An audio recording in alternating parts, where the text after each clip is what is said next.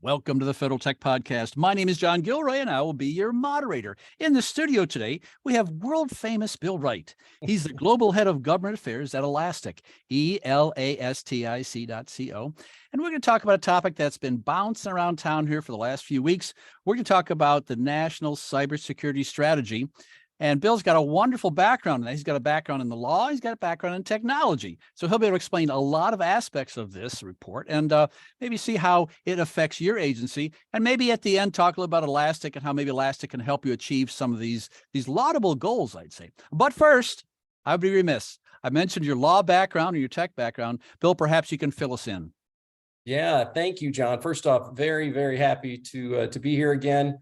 I'm the head of Global Government Affairs here at Elastic. I've been on board just for about 6 months, really loving it so far. But of course, I started my career with public service on Capitol Hill, went off to law school, as you mentioned, graduated and worked for a Chicago law firm. Once 9/11 happened, of course, like many of us in DC, I was drawn back to DC, where I was at the Department of State and National Counterterrorism Center. I then moved back to Capitol Hill and was subcommittee staff director on Senate Homeland Security Government Affairs Committee, where I worked on the very first cybersecurity bill, the Lieberman-Collins bill. Of course, it was ill-fated, but it really brought about my focus onto tech and cyber. So I've been with Elastic about 6 months. It's a perfect spot. Data is continuing to grow necessarily, and that value of data is continuing to increase. And as you know, John, better than most, as I've heard many of your guests say, data is really growing exponentially as our digital lives are expanding. The value of that data is also growing. It's at this point where Elastic sits. We have a unified, scalable data platform, really allows your agencies and those listening to transform these massive amounts of data into the actionable, mission-critical insights that they need. So whether that's through our search capabilities, observability, or security, it's this security capability that really got me most excited about being at Elastic.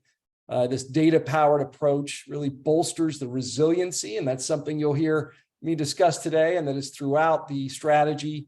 Bolsters that resiliency from endpoint to cloud by enabling these agencies to identify anomalies, detect these threats, and address vulnerabilities in real time. Well, spring training is going down in Florida. I'm looking at you. I'm thinking of spring training. Who they cut, where they at. Now, usually when I play baseball, there's always coaches that could watch a pitcher and they could see things that I couldn't see. You move your foot on that. And they would help the pitcher. And they had an eye for that. And I think you have an eye for what's going on in Capitol Hill and going on in the agencies here. And I think that's why I want to get your observations on this big fancy pants National Cybersecurity Strategy. And let me state the obvious. I think when I read it, first thing that pops up is, yeah, nation states are attacking the United States government. I mean, are they stating the obvious here? I mean, how much more obvious can that be? Yeah, no, absolutely.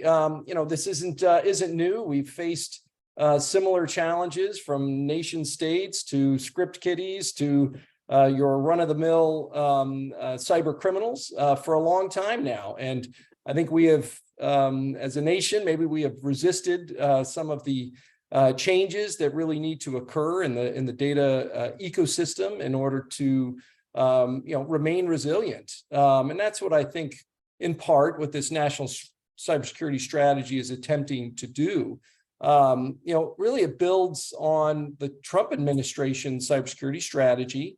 Thankfully, this may come as a surprise, but thankfully cyber remains one of the last bastions, I think, of bipartisan cooperation. The strategy itself outlines some really important priorities that industry can collaborate on, including one, how to defend U.S. critical infrastructure. This is becoming increasingly more important. Second, how do we dismantle, how do we disrupt those threat actors? Third, how do we shape market forces? How does the government help to shape market forces that are going to drive security and resilience? There's been a bit of a failure in the market, some would argue. Fourth, how we're investing into that resilient future. And lastly, how do we forge those international partnerships to pursue these shared goals? And all of these are important, obviously, but there are two big moves that I wanted to highlight in this strategy for you, John, that I think are probably fundamentally different than what we have been used to in the past. So first, the strategy calls for increased regulation on cybersecurity and critical infrastructure. Unlike many countries in the world, about 80% of our critical infrastructure is privately owned and privately run. A second area of that strategy takes on is to shift security liability to software and service providers. So this, again, is a fundamental shift, and all the areas laid out in the strategy. This could get the most sort of pushback from industry, and I can discuss a little bit of that later. But first, let me just dive a little bit into the first part, protecting critical infrastructure section. I think the key takeaway from this area, and for your readers or for your listeners to understand, is that some areas, critical infrastructure, we really have seen a bit of a market failure. So today's marketplace doesn't necessarily reward or incentivize these owners and these operators of critical infrastructure who invest in proactive measures to try to mitigate these cyber threats. So the thought is, coming out of the administration, is that where that market fails, the government needs to step in and potentially regulate. Of course, some critical infrastructure areas are already regulated, so it's not a huge leap in logic. Agencies with those authorities that exist already will need to be more assertive and expected to sort of set these necessary cyber requirements. For those agencies that don't have the legal authority right now to regulate, Congress is going to step in and try to close those gaps. I think it's important to keep in mind that not all critical infrastructure sectors are created equal. As you know, there's a wide disparity in the maturity of the different sectors. You take financial, the financial sector is far more mature from a cybersecurity standpoint than, say, our water or our utilities. So to the administration's great credit, the strategy calls for these regulations to be modern, nimble frameworks, and they're going to be tailored toward each sector's unique risk profile. That's another central theme you'll see throughout the strategy, is how industry and government are best going to work together. If I assigned you the task of writing a history of, this decade, you may come up with this early part and go, well, why now? So, this is the why. Why now? Why do they come up with this right now? Was there an incident that no one's talking about? Did something happen? So why now? Yeah, obviously the cybersecurity landscape is evolving. It's evolving quickly.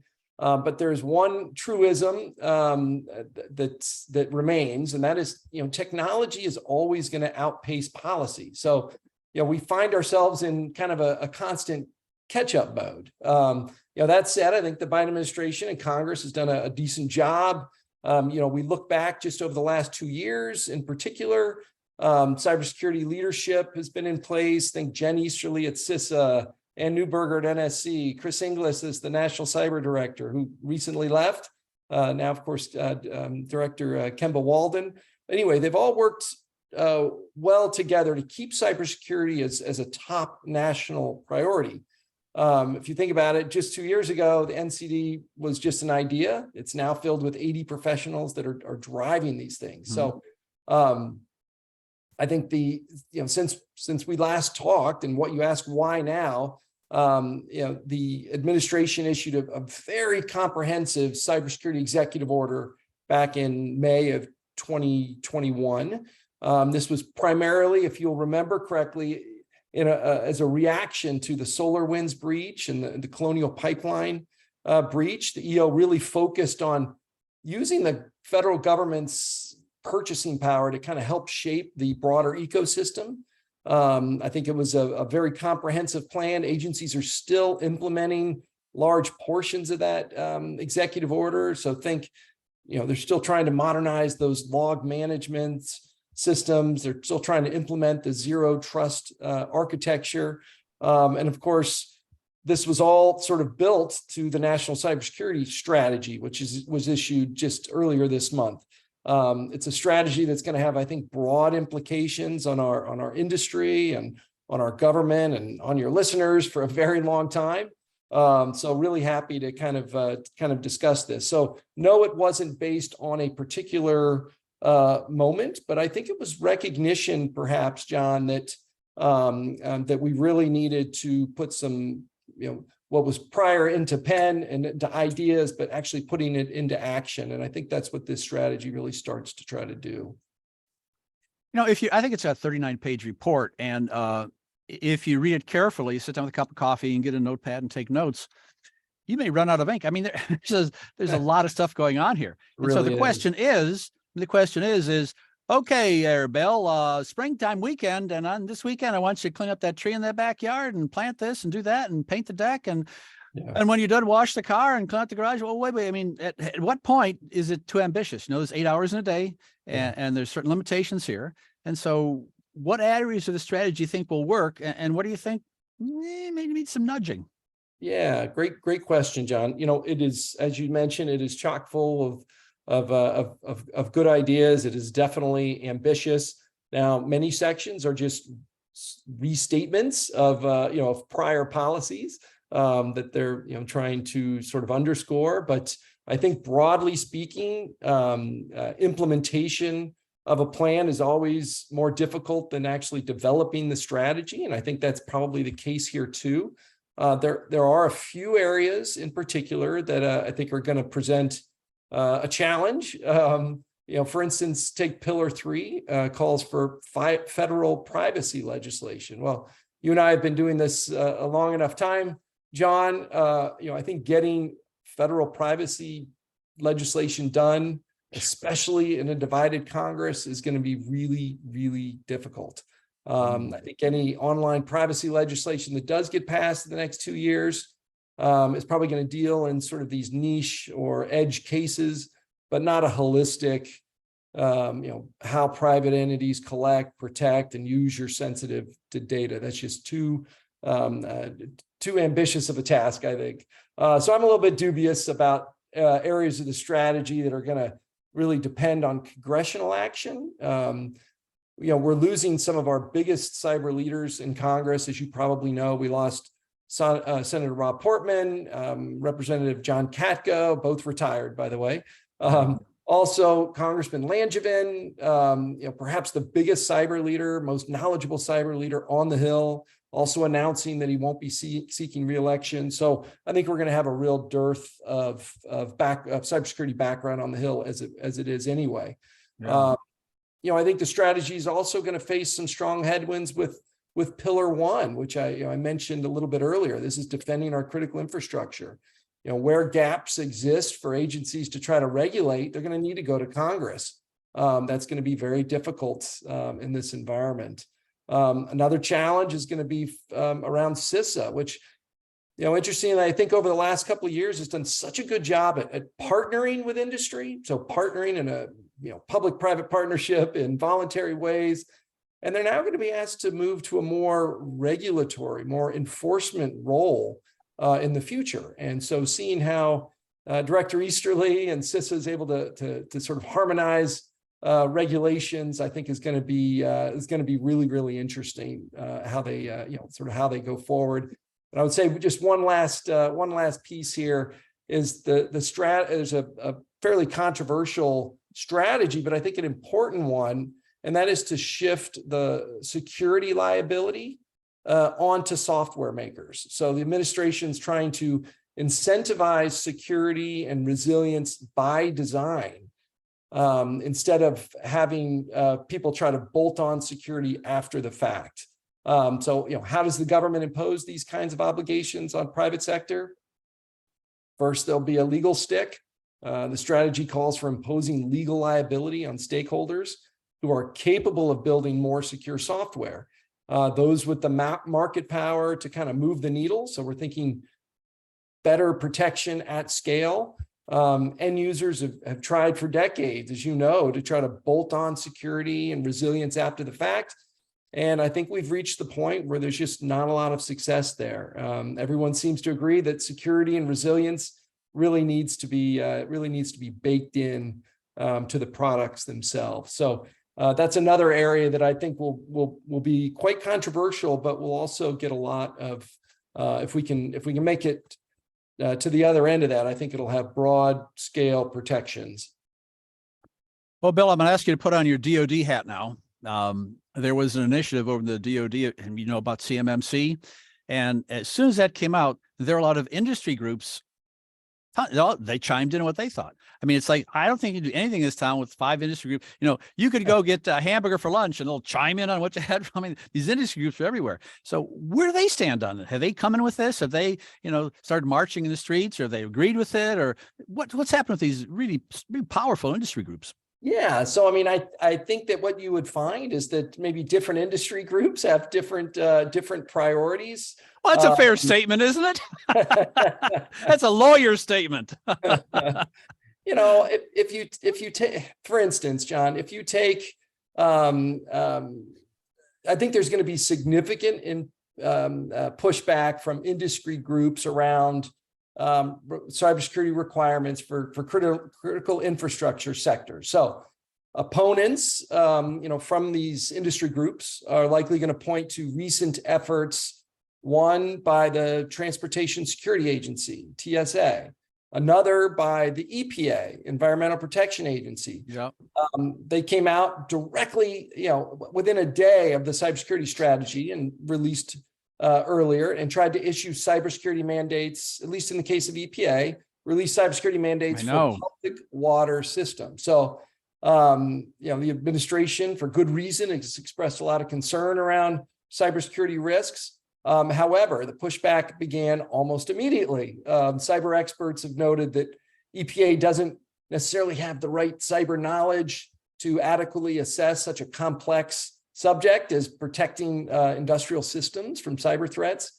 Also, I think there was a general feeling that these kind of mandates really weren't developed in collaboration with the water industry groups, which goes completely against the spirit of the strategy to collaborate with industry in every way. So I think each sector is going to push back on regulation in their own way and make this pillar pretty difficult to implement. But again, my view is that if industry is fully engaged, I believe that the government and industry can get together and get where they need to be. If I get in my little SpaceX rocket and look at this from space, I look down, and if you look at what is infrastructure, water obviously is infrastructure, power, okay, it's infrastructure, data centers and the technology. It's all of a sudden it's like, hey, there's a new kid coming in. Hey, can Bill play second base? Well, come on in here. Yeah, the new kid in the block is in the infrastructure world. I'm sure if you pulled out a book from 1960, they'd list infrastructure, and maybe 1970, maybe 1980. But this is a new kid. I mean, all of a sudden, data centers, that's part of the infrastructure of the United States. Absolutely. It's part of our blood, huh? Yeah, absolutely. And critical infrastructure sectors really refer to those systems, those networks, those assets that have become essential to the functioning of our society and our economy. And as more of our life goes digital, I suppose the more sectors ultimately will be, quote, critical, and we'll need, increased cyber protections going into the future. So let's talk more about this public-private partnership. And we know that term is bandied about all over the place. That could be anything. And but it seems like the eye of Sauron, the eye is focused. Okay, let's talk about these. How can a company like Elastic help in this transition? And they're looking right at you. Well, how can you help us with this transition? I'm seeing that's what I read between the lines here. I mean, they're looking, say we don't have all the answers, and looking at you. Yeah. Oh, there's a direct question. Yeah, I mean, basically, John, I think that a lot of this, what we saw in the cyber executive order in May, a lot of what we see from the strategy now is an invitation to private sector to help. So, I think you have your sector specific expertise. For instance, we would never profess to, or the government would likely never profess to understand the intricacies of how to protect, water infrastructure. But those private sector companies that are running those for the many years, they have a much better understanding of that.